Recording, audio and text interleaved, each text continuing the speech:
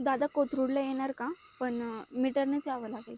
ताई, रात्रीच्या वेळी मीटरपेक्षा नियत बघून रिक्षात बसत जा. बसा, सोडतो तुम्हाला.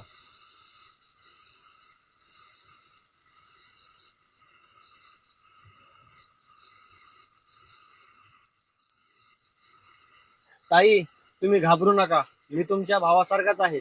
तुम्ही लोकेशन शेअर केलं ते चांगलेच केलं. पण इथे नेटवर्क कमी आहे. तुम्ही घरच्यांना फोन करून रिक्षाचा नंबर सांगून द्या.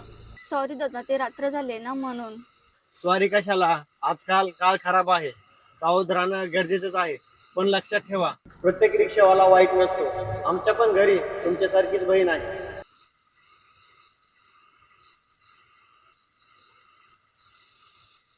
हे घ्या तुमचे पैसे आणि खरंच सॉरी, मी चुकीचा समज करून घेतला होता. काय हरकत नाही ताई. पैसे आले की आमचं पोट भरतं. पण तुम्ही सुरक्षित घरी पोहोचलात की आमचं मन भरतं. थँक्यू दादा.